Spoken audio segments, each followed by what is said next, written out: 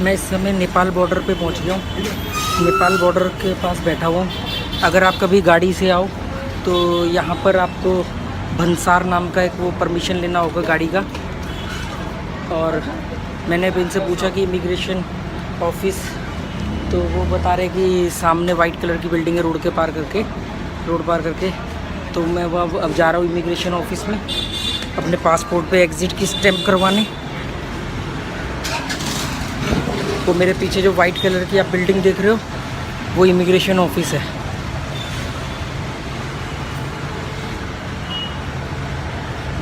और ये मेरे पीछे जो ये आप ऑरेंज कलर का गेट देख रहे हो, बता रहे हैं कि यही है नेपाल बॉर्डर। फिर इसके आगे इंडिया बॉर्डर आएगा। ये पीछे पैसेंजर काउंटर। कभी नेपाल आओ गाड़ी से तो पीछे बोर्ड देख लो, पोखरा 180 किलोमीटर है बॉर्डर से और लुम्बिनी सिर्फ 26 किलोमीटर है। लुम्बिनी जाना था पर मुझे रोड टूटा हुआ है और मौसम बहुत ख़राब है, मतलब बहुत गर्म मौसम है और पूरा वो 21-22 किलोमीटर का रोड जो है वो टूटा हुआ है, इसलिए मैंने लुम्बिनी ड्रॉप कर लिया। नहीं तो मेरी बहुत इच्छा थी लुम्बिनी जाने की। गाड़ी से आओ तो ये आपको यहाँ पे फॉर्म वगैरह बनवाना पड़ेगा, भंसार बोलते हैं उसको। और ये नेपाल बॉर्डर है और ये येलो कलर का गेट पार करके फिर इंडिया शुरू हो जाएगा, इंडिया बॉर्डर आ जाएगा।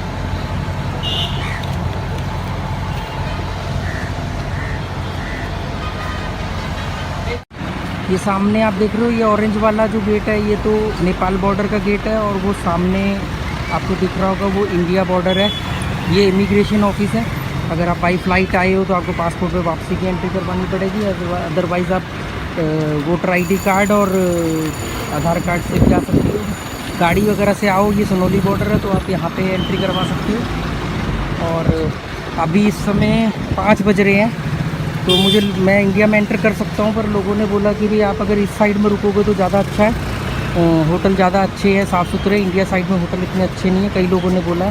दूसरा, अभी मैं गया था इमिग्रेशन ऑफिस में, मैंने उनसे पूछा भी तो उन्होंने कहा कि अगर आपको कल सुबह निकलना है तो आप कल सुबह एंट्री कराओ। जिस दिन एंट्री कराओगे आपको उस दिन इंडिया में एंट्री करनी पड़ेगी।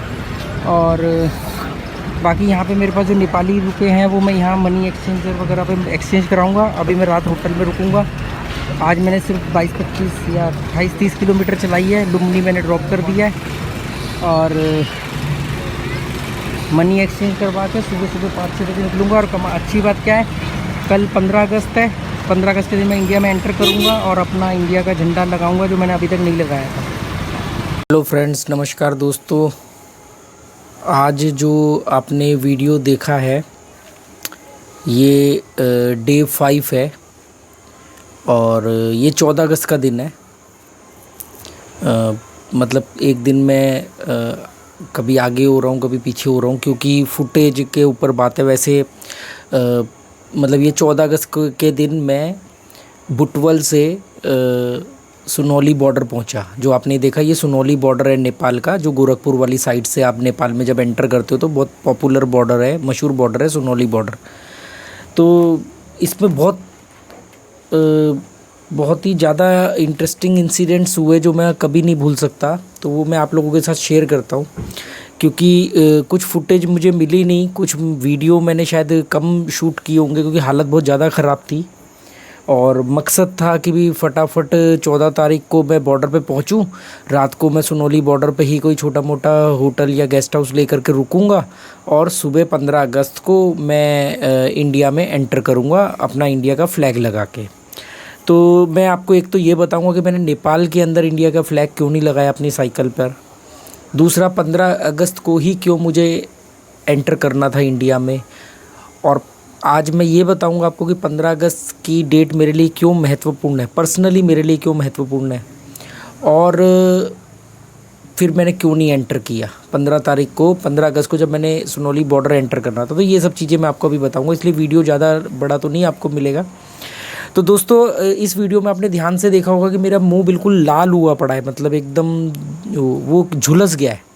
मतलब जो अब 4 दिन से आज 5वां दिन है, 5वें दिन तक मतलब जो मेरी हालत हुई है धूप में साइकिल चला के, और मौसम बहुत ज़्यादा ही ख़राब था, मतलब गर्मी इतनी ज़्यादा थी और धूप चुभ रही थी। स्किन बर्न जो मैंने आपको वो दिखाया था जब मैं नहा रहा था 3 दिन, तीसरे दिन वाले दिन वहाँ से शुरुआत हो गई थी स्किन बर्न की। तो बुटवल पहुँचने पर जब मैं रात को बुटवल में रुका, वो जो ट्रैक्टर से मैं उतरा जब वो क्रैम्प आ गया था, और उसके बाद फिर मैंने थोड़ा सा साइकिल चला के बुटवल में मैंने एक मेन चौराहे पर ही एक छोटा सा होटल लिया, और उसके बाद में मुझे सिर्फ उस होटल में रुकना था। और वो अगले दिन सुबह मेरे को सीधा सीधा रोड था, बिल्कुल स्ट्रेट हाईवे रोड है, प्लेन रोड, कोई अब कोई पहाड़ वहाड़ नहीं आना था बीच में, और तो सीधा बस मुझे सुनोली बॉर्डर पहुंचना था। पर जब मैं रात को वहाँ होटल में रुका, नहाया, तब मैंने देखा मेरे हाथ जो है वो पूरी तरह जल चुके हैं। मतलब खाली रंग की बात नहीं कर रहा हूँ कि वो डार्क स्किन हो गई है, और वो तो अपना पैदाइशी रंग भी ऐसा ही है, पर वो बिल्कुल झुलस गई है, उसमें छोटे छोटे बारीक बारीक दाने हो चुके हैं। वो दाने ना ऐसे लग रहा था जैसे सुई चुभ रही है उस पर, मतलब इतना उसको वो हो रहा था। मैं मतलब मेरे साथ ये फर्स्ट एक्सपीरियंस था, तो इससे एक बहुत बड़ा सबक सीखने को मिला। मतलब आपने ध्यान से देखना, वो जो जब मैं बात कर रहा हूँ तो स्किन पूरी लाल, डार्क लाल जली हुई, मतलब ऐसे करके मुझे बात करनी पड़ रही थी। धूप जब पड़ती थी चेहरे पर और हाथ पर ना, तो बहुत अजीब सी सुइयाँ सी चुभती थी, मतलब खुजली होती थी, और खुजली करो तो वो दाने छिल जाते थे, मतलब बहुत बुरा हाल हो गया था। बुटवल की बात बता रहा हूँ मैं। जब सुबह मैं निकला तो मैं इतना परेशान था कि मैं कोई भी कपड़ा भी अगर रगड़ता था ना उसके ऊपर तो वो चुभता था। फिर उसके बाद जैसे ही कपड़ा नहीं पहनता था, धूप लगती थी, धूप से और ज़्यादा सुइयाँ चुभती थी। तब मुझे मालूम पड़ा कि जब मैं लोगों को क्रिटिसाइज़ करता था कि यार ये क्या चोचले हैं, हाथ के ऊपर वो स्किनी सी पहन लेते हैं और चल देते हैं, इतना ज़्यादा इनको ध्यान है। मैं क्रिटिसाइज़ किया करता था जब मैं दिल्ली में था, जब मैं देखता था लोगों को जो 9 to 5 जॉब करते थे या जो फील्ड में होते थे लोग, वो कॉलर के इधर कॉलर गर्दन पर रुमाल लगा लिया कि कॉलर गंदा ना हो या गर्दन सेफ रहे, या हाथ के ऊपर वो स्किनी सी चाहे लड़कियां पहन लें या लड़के पहन लें। तो मैं क्रिटिसाइज़ करता था, मुझे नहीं। पर उस दिन मैंने सबक सीखा कि मैं गलत था, और मैंने उनको गलत क्रिटिसाइज़ किया, क्योंकि मुझे मालूम पड़ा कि स्किन बर्न, क्योंकि उन्होंने तो रोज़ जाना, जैसे मैं रोज़ 4 दिन से साइकिल चला रहा हूँ तो मेरा ये हाल हो गया, उन्होंने भी रोज़ काम करना होता है। तो अब मेरे को वो स्किन ही नहीं मिली बुटवल में। बुटवल कोई बहुत बड़ा शहर नहीं है, पर मैंने वहाँ जो भी 2-4 दुकानों से पूछा, मुझे वो मिली नहीं। मुझे इतना तो मालूम था कि 100-150 रुपये की आएगी, नहीं मिला। मैंने साइकिल चलाना शुरू किया, तो साइकिल जैसे थोड़ी दूर चलाऊँ बहुत बुरा हाल हो, धूप चुभे। तो फाइनली फिर मैं एक जगह पे बीच में कहीं रुका, ज़्यादा लंबा डिस्टेंस नहीं था बॉर्डर तक का, 70-80 किलोमीटर ही था। तो मैं बीच में कहीं रुका, चाय वगैरह वैसे ही चाय पानी कुछ पीने के लिए 2-3 जगह मैं रुका था। मुझे याद है छोटी छोटी दुकानें थी, मैं कहीं पर मैंने चाउमीन खा ली थी 20 रुपये की लेके, कहीं पर मैंने कुछ कोल्ड ड्रिंक वगैरह पी लिया था, जूस पी लिया था, ऐसा कुछ हुआ था। तो वहाँ पर जब मैं लोगों से बात करता था जिनके यहाँ मैं बैठा होता था, तो वो लोग मुझे, उनसे मैं काफ़ी इन्फॉर्मेशन लेता था। पता नहीं ज़िंदगी में कब दोबारा आना हो, तो जितना जान सकते हो सीख सकते हो।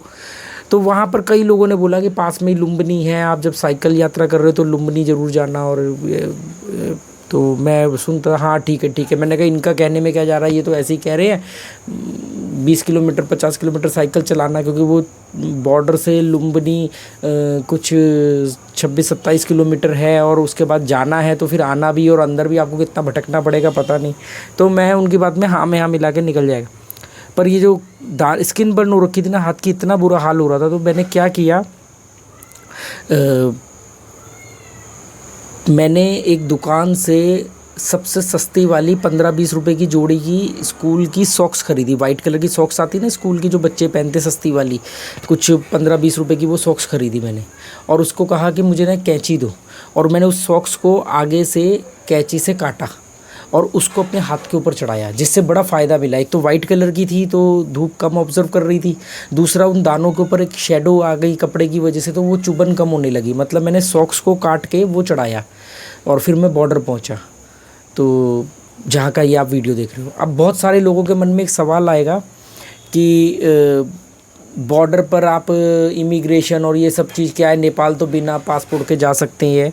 देखो, नेपाल आप आधार कार्ड के ऊपर भी जा सकते हो और पासपोर्ट के ऊपर भी जा सकते हो, पर क्योंकि मैं बाई फ़्लाइट गया था तो मेरे पासपोर्ट में इमिग्रेशन की एंट्री थी, एक स्टैंप लगती है, भले वीज़ा की ज़रूरत ना हो पर इमिग्रेशन तो होता है। तो इमिग्रेशन में मेरी नेपाल में आने की एंट्री थी, तो जाने की भी मुझे एंट्री करवानी थी। अगर मैं जाने की एंट्री नहीं करवाऊँगा, जा तो सकता हूँ पर कल को कभी मुझे कहीं और कोई वीज़ा अप्लाई करना हो तो उसमें फिर ये दिक्कत आएगी कि आप नेपाल गए पर आपके आने की नहीं है। तो ये मेरे को किसी ने बता दिया था कि आपको ये करना चाहिए और ऐसा ज़रूरी है। तो मैं नेपाल बॉर्डर पहुंचा और मैंने कहा कि चलो रात रुकते हैं, और मैं इमिग्रेशन ऑफिस मैंने पता किया। तो एक तो कभी भी आप नेपाल जाओ तो अगर अपनी बाई कार जाओ तो आप बॉर्डर पर ज़रूर एक स्लिप कटवा लेना। जितने दिन आप जाओ के लिए आप वहाँ रहोगे, आपके व्हीकल की उतने दिन की पर डे की एक स्लिप कटेगी। अगर वो स्लिप आपने नहीं कटवाई तो उसके ऊपर बड़ा भारी फ़ाइन है, मतलब 5-7 हज़ार 10 हज़ार तक का फ़ाइन हो जाता है। वो बॉर्डर पे ही है, ये याद रखना ये बात। और तो जब मैं बॉर्डर पे मैंने एक रूम ले लिया, ऐसे बड़ा एक पुराना सा ट्रेडिशनल सा खटारा सा मतलब कबाड़ टाइप का एक गेस्ट हाउस बना हुआ था, और बड़ा मतलब मछली मार्केट जैसा माहौल था वो सुनौली बॉर्डर का। तो वहाँ मैं रुका, नहा धो के फ्रेश हो गया, कपड़े धोए सूखने डाल दिए, और सुबह तो भी इंडिया में एंटर करना है। और तो उसके बाद मैं शाम को निकला कुछ खाना खाने के लिए, पहले शाम को सैर करने निकला। तो शाम को मैंने सबसे पहले तो कुछ 150-200 रुपये की मैंने एक डव की वो सनबर्न क्रीम आती है, उसमें भी कुछ होता है कि 90+ और 80+ ऐसा कुछ होता है, मुझे वहीं मालूम पड़ा पहली बार। तो सनबर्न वाली वो क्रीम कहते हैं कि अगर आप स्किन के ऊपर लगा लो तो उस पर जो धूप की अल्ट्रावायलेट जो रेज़ होती है उसका असर कम होता है। तो मैंने वो ख़रीदी, और वहाँ पर मुझे वो स्किनी मिल गई। वो स्किनी आप आगे मेरे कभी साइकिल राइड में जब मैं आगे के दिनों में दिखाऊंगा तो आपको वो स्किनी दिखेगी। वो स्किनी मुझे मिल गई, कुछ 100-125 रुपये की आई, वो जो हाथ के ऊपर पहन लेते वो मैंने ले ली। तो वहाँ तक तो मैं सॉक्स पहन के आया था हाथ पे। तो बड़ा अजीब लगा कि यार देखो, कहते हैं ना necessity is a mother of invention, आवश्यकता आविष्कार की जननी है। तो necessity is the mother of invention, कि कुछ दिमाग काम नहीं कर रहा था तो सॉक्स खरीद के चढ़ा ली। अच्छा, तो एक तो ये मैंने बता दिया कि नेपाल में इमिग्रेशन के लिए मेरे को क्यों। तो अच्छा, फिर जब मैं इमिग्रेशन ऑफिस गया तो उन्होंने बोला आपने इंडिया में कब एंटर करना है। मैंने कहा मुझे कल एंटर करना है। तो उन्होंने कहा कि आपको फिर कल सुबह ही स्टैंप लगवाना, क्योंकि जिस दिन आपको स्टैंप लग जाएगी उसी 24 घंटे के अंदर सेम डे में आपको जाना पड़ेगा इंडिया में। तो मैंने कहा ठीक है, फिर मैं कल सुबह आता हूँ। दूसरा, मुझे साइकिल का नहीं मालूम था, क्योंकि मैंने साइकिल नेपाल से ख़रीदी थी कि स्कूल ले जाने में तो कोई दिक्कत नहीं होगी, पर कोई ऐसा कुछ हुआ नहीं। उन्होंने किसी ने कुछ पूछा नहीं, कोई वो नहीं।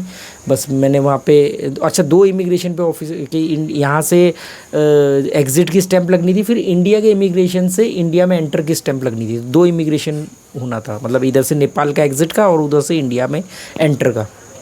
तो नेपाल का तो बिल्कुल बॉर्डर पे ही बना हुआ था ऑफिस, पूरा एक जैसे होता है, बहुत सारी भीड़ थी टूरिस्ट बसों वगैरह की, ये सब की। तो ठीक है, तो एक तो ये मैंने आपको बता दिया। दूसरा, मैं अभी आपको ये बता दूं कि मैंने नेपाल में इंडिया का झंडा क्यों नहीं लगाया। क्योंकि जब मैं निकला वहाँ से, पेन बाइक ने मुझे बोला, जो विजय रत्न शाक्या जी है, उन्होंने कहा कि देखो इंडिया से ना अभी कुछ पॉलिटिकल मुद्दे थे जिसकी वजह से नेपालीज़ इंडिया से नाराज़ थे। कुछ वो था कि वहाँ पर जब भूकंप आया था तो हमारी गवर्नमेंट ने उनसे वादा कि वहाँ जा कर के हमारे पीएम ने कहा था कि हम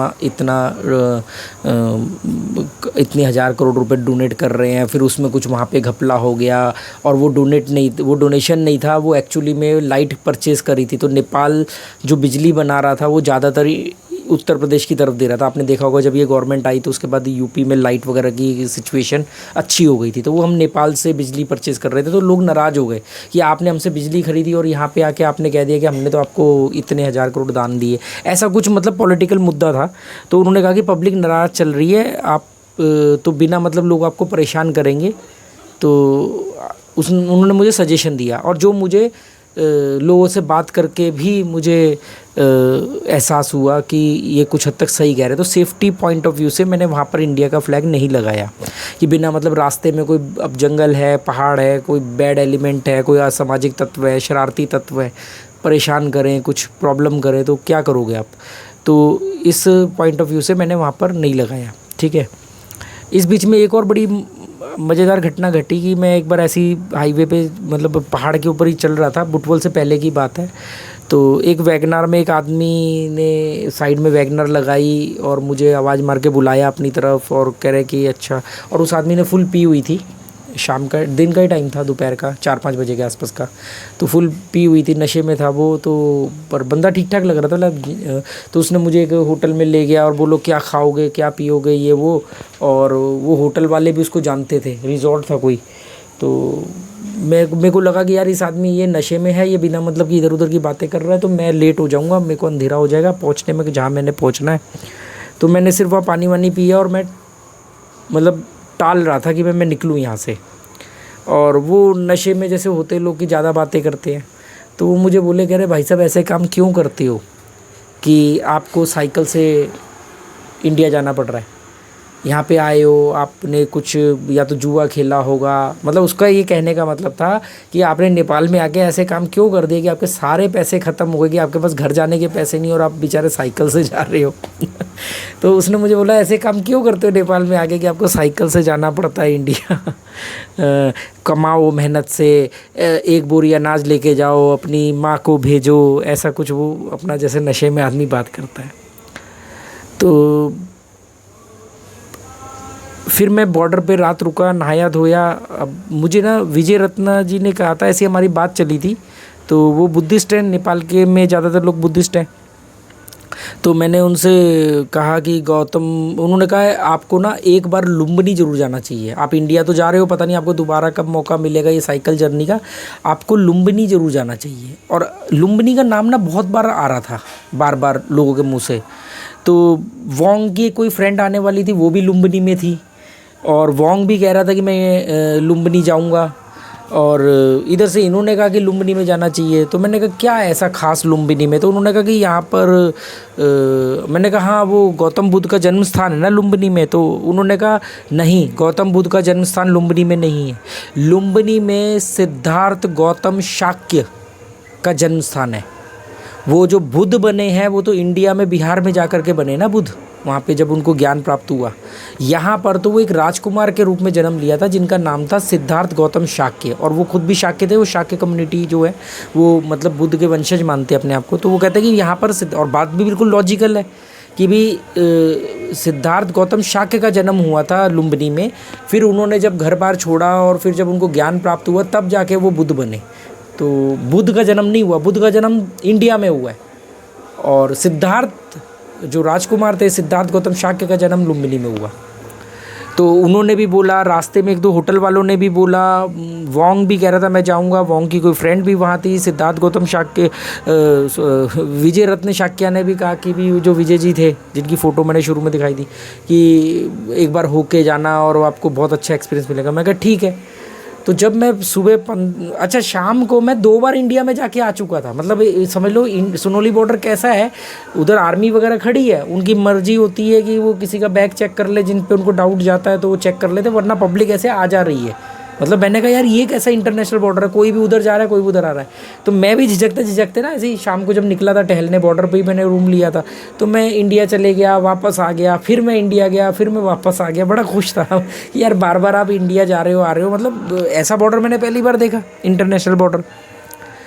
तो जब रात को मैं वहाँ रहा ना, तो रात को सोते लेटे लेटे में मेरे को ऐसा लगा कि यार दोबारा पता नहीं कब आना हो, तो लुम्बिनी जाना चाहिए। तो जब सुबह की पूरी प्लानिंग थी इंडिया में एंटर करने की, सबको लग रहा था कि ये इंडिया में एंटर करेगा, और मैं सुबह मैंने उस होटल से चेकआउट किया। और वो होटल वाला जो बंदा था वो मेरे को जानने लग गया था, मतलब उसको मालूम पड़ा ये साइकिल वगैरह का देखा बोर्ड वगैरह। तो मैंने वहाँ पर मेरे पास कुछ 4-5 हज़ार रुपये नेपाली बच गए थे, जिसका अब इंडिया में कोई काम नहीं था। तो मैंने उससे वो एक्सचेंज करवाया। वो एक्सचेंज का कुछ परसेंटेज लेते हैं, तो कुछ वो 200-300 रुपये बनने थे। उस बंदे ने मेरे से 200-300 रुपये भी नहीं लिए, उसने फ्री ऑफ कॉस्ट मेरे पैसे इंडियन करेंसी में एक्सचेंज करके मुझे सारे इंडियन पैसे दे दिए। ठीक है। तो उसके बाद मैं सुबह उठा और इंडिया में एंटर करने की बजाय मैं सीधा लुम्बिनी की तरफ चल गया। लुम्बिनी में मैंने कई लोगों से पूछा तो उन्होंने बताया कि बीच में कुछ 12-15 किलोमीटर या 20 किलोमीटर का रोड टूटा हुआ है। मतलब रोड बन रहा था तो रोड टूटा हुआ था, फिर बीच में कुछ गाँव आने थे कच्चे। पर मैं 26-27 किलोमीटर में गया लुम्बिनी में, और विजय जी ने मुझे किसी का नंबर दिया था कि लुम्बिनी में जाके इनसे बात कर लेना, ये आपको रहने का इंतज़ाम कर देंगे। फिर मैं गया, उनसे मिला, तो उन्होंने मुझे उनसे बात हुई, वो आए, बहुत अच्छा उन्होंने वहाँ पे मेरे को नाश्ता वगैरह करवाया, केले वगैरह खिलाए, चाय पिलवाई, कुछ बिस्किट वगैरह दिए। फिर वो मुझे कोरियन मोनेस्ट्री ले गए और वाकई में लुम्बिनी का बड़ा यूनिक एक्सपीरियंस है, एक दिन में नहीं बता सकता, तो मैं बहुत लंबा वीडियो हो जाएगा, कल और बताऊँगा इसके बारे में। लुम्बिनी में 2 दिन रहा, 2 या 3 दिन रहा मैं लुम्बिनी। और लुम्बिनी में मतलब एकदम ही यूनिक, मतलब आपको लगेगा कि ये दुनिया का कोई अलग ही हिस्सा है। हर देश ने वहाँ पे अपनी मोनेस्ट्री बनाई हुई है, हर कंट्री की मोनेस्ट्री है। और मैंने कोरियन मोनेस्ट्री में, फिर वो मेरे को लेके गए कोरियन मोनेस्ट्री में, मैंने कुछ, वैसे तो फ्री ऑफ कॉस्ट होता है, एज ए डोनेशन होता है, पर मैंने कुछ 500 रुपीज़ नेपाली पर डे पे रूम ले लिया, इंडियन 500, हाँ, क्योंकि पैसे तो मैं एक्सचेंज करा चुका था। तो उस कोरियन मोनेस्ट्री में मैं रहा और मुझे इतना अच्छा लगा कि मैं 2 दिन और रहा। तो वो कोरियन मोनेस्ट्री का बहुत ही यूनिक एक्सपीरियंस है। फिर लुम्बिनी में मैंने क्या क्या किया, कैसे मैं बुद्ध जो यूनिवर्सिटी है उनके स्टूडेंट्स से मिला, उनसे कुछ कितना कुछ जो भी जान सकता था जाना। फिर माया देवी मंदिर गया, वो सब मैं आपको कल वीडियो में बताऊंगा। और 15 अगस्त, अब एक ही बात रह गई इस वीडियो में बताने की कि 15 अगस्त मेरे लिए इसलिए ख़ास है क्योंकि 27 साल पहले 15 अगस्त 1995 को मैंने अपना घर छोड़ा था। तो 15 अगस्त इसलिए भी मेरे को याद रहता है कि मैंने अपना घर छोड़ दिया था 27 साल पहले, 15 अगस्त 1995 को। तो मैंने कहा 15 अगस्त को इंडिया में एंटर हो रहे हैं ऐसे करके, तो फिर मैं गया नहीं, पर मैं लुम्बिनी चले गया था। चलो, आपने ये वीडियो देखा, आपको सीरीज़ कैसी लग रही है? कुछ ज़्यादा व्यूज़ वगैरह तो नहीं आ रहे, पर ऐसे ही मेरे को लगा चलो कुछ को भी तो पसंद आ ही रही होगी। तो चलो, okay, good bye, thank you.